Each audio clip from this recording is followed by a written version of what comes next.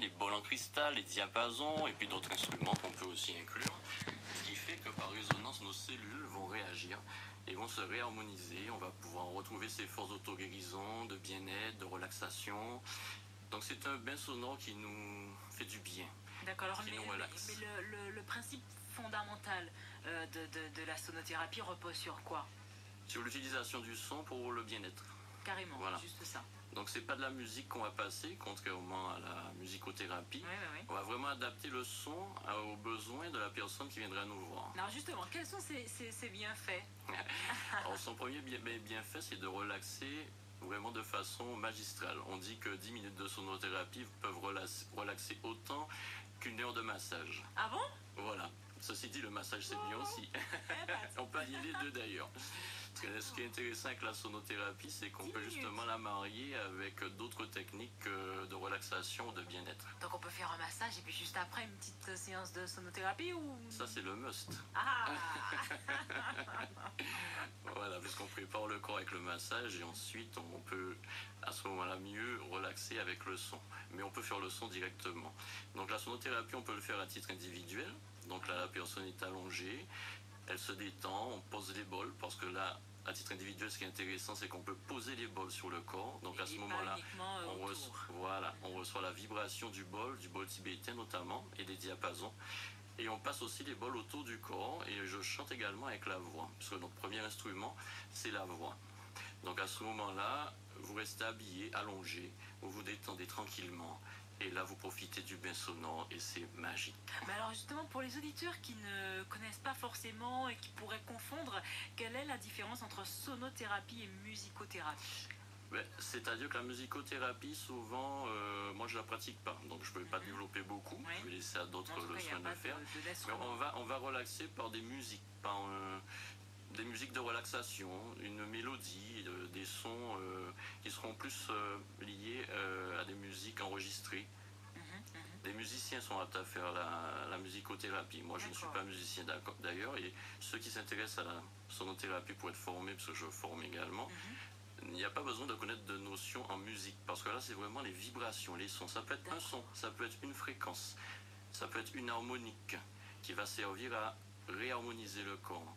Donc c'est vraiment un domaine différent de la musique qui, elle, va agencer les sons d'une façon agréable pour détendre. Là, ça va être aussi, on va aussi agencer les sons, mais pas dans une mélodie forcément. Ce sera vraiment une fréquence, un son, comme le son d'un bol tibétain qui va emmener qui va réagir avec un tel écho dans notre corps que rien qu'un son va nous permettre de nous sentir bien. D'ailleurs, j'ai déjà fait l'expérience de faire sonner un bol tibétain. Essayons là, parce que vous êtes venu avec votre matériel. Voilà. Moi aussi, je vais emmener mon mini bol tibétain, mais apparemment, il y a du matos plus conséquent. Il y a du matos plus conséquent en face de moi. Alors, on vous écoute. Je vais vous faire écouter le son d'un petit bol tibétain. Celui-là, c'est un petit aussi.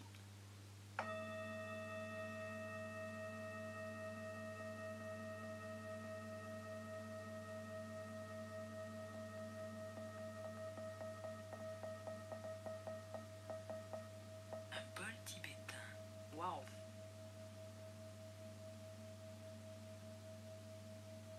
Profitez un petit peu des vibrations.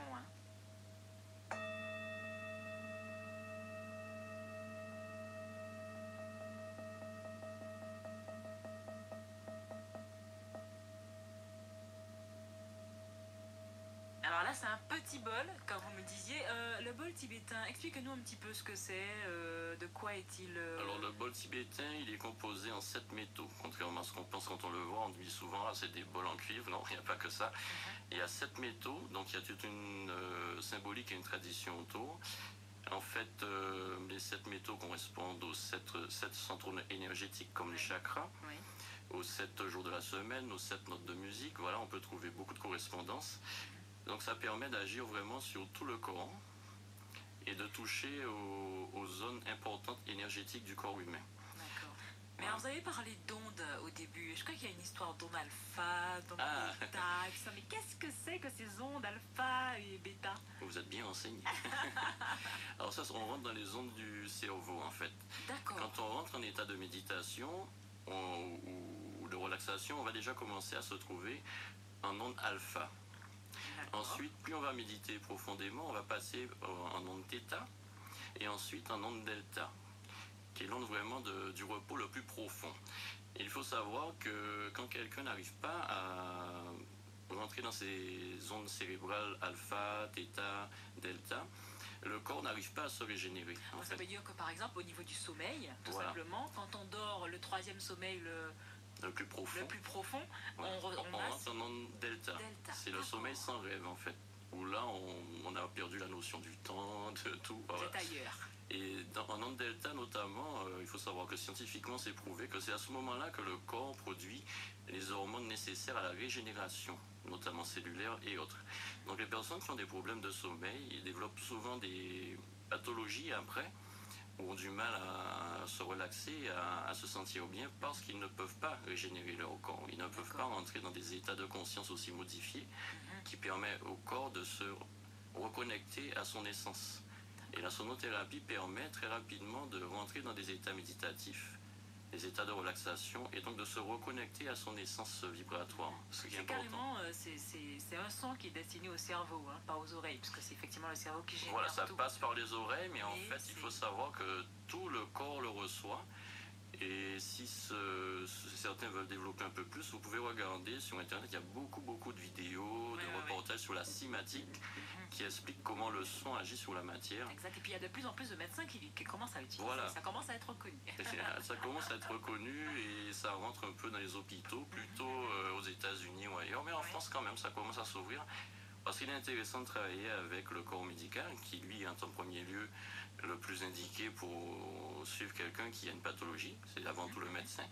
Mais nous, en tant que sonothérapeute, nous pouvons accompagner la personne qui est aussi en souffrance, parce que ça va aider justement à mieux accepter le traitement médical, à mieux se régénérer, et donc ça va compléter vraiment l'action médicale qui, elle, est en premier et indispensable, effectivement. D'accord. Alors, quelles sont les différentes sortes de bols qu'on peut retrouver dans la sonothérapie? Alors, il y a les bols tibétains.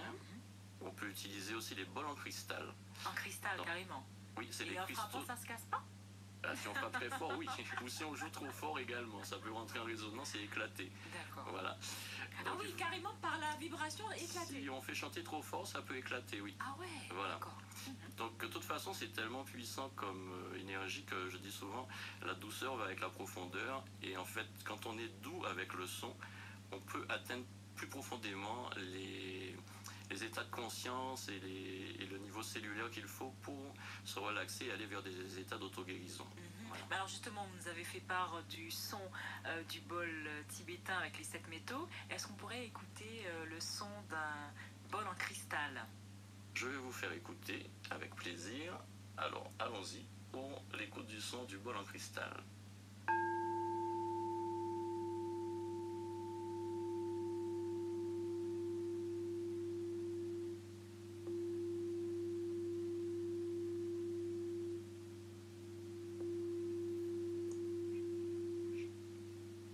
Alors, faites-le chanter, effectivement.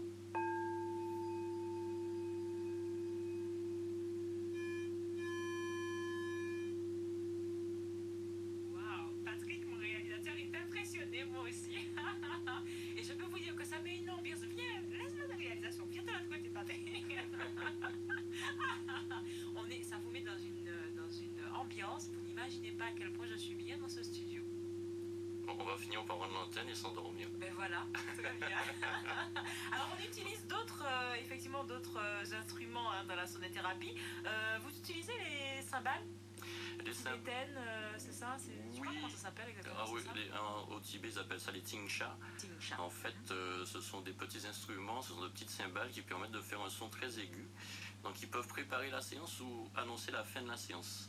Donc, je les utilise également en séance collective, parce que je fais des ateliers collectifs où là, les personnes viennent en groupe pour se relaxer, méditer. On chante aussi des mantras, des choses comme ça, des chants sacrés. Et en fait, ça permet de signaler que voilà, on a terminé la méditation pour passer au réveil. Début, enfin, pour un petit peu réveillé. Et quel autre instrument? Parce que vous parliez de la voix déjà, premier instrument. Alors la voix, on peut l'utiliser seule, en faisant des sons, des sons de voyelles par exemple. D'accord. A, O, I, qui peuvent paraître anodins, mais en fait, voilà. Mais les voyelles ont toujours été utilisées dans le chant sacré et dans le chant de guérison, parce que c'est très puissant comme chant. Dans le chant basique, basique. Quand vous prenez des cours de chant, ce sont les premières notes qu'on vous demande pour s'échauffer la voix, chaque chanteur avant la scène, enfin voilà, ce sont des Absolument, et j'ai eu d'ailleurs un beau témoignage d'un de mes élèves qui pratique le gros cas, et quand il est venu en stage, il m'a dit, mais je comprends pourquoi on utilise certains sons dans le gros cas, et qu'est-ce que ça peut apporter maintenant au niveau bien-être. Voilà. Donc oui, la voix c'est très important, c'est notre premier instrument, hein. Donc c'est pas pour rien qu'on dit j'ai perdu ma voix ou je dois trouver ma voix. Voilà. D'accord. Donc, ça...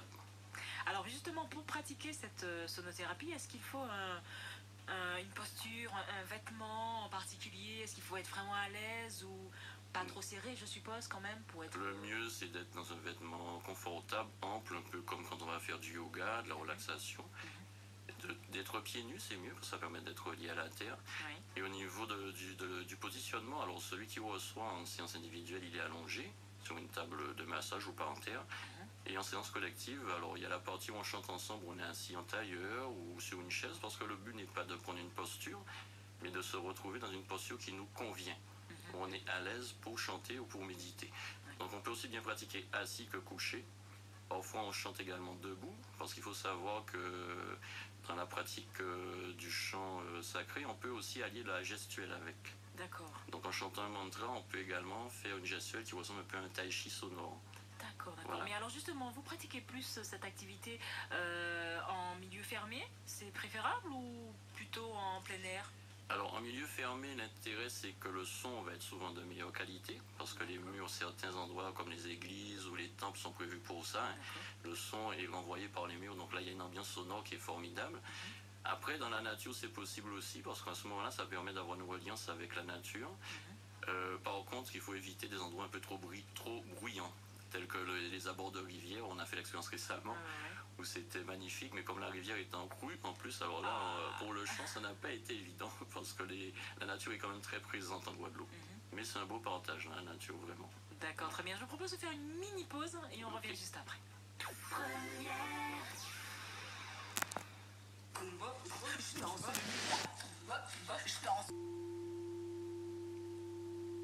Voilà, on met dans l'ambiance sonothérapie où je reçois Philippe Michel qui est sonothérapeute. Il nous explique un petit peu comment ça se passe, qu'est-ce que c'est, tout simplement, avec les bols chantants en cristal et tibétain. Le son que vous entendez, c'est un bol chantant en cristal. Alors, combien de tailles il y a dans les bols, existe diverses. Dans les bols en cristal, on peut partir d'une taille de 15 cm jusqu'à des tailles de 60, 70, voire exceptionnellement 80 cm. Et là, c'est énorme. Ah, mais on peut rentrer dedans? On peut rentrer dedans. Les bols tibétains aussi, d'ailleurs, on peut rentrer dedans.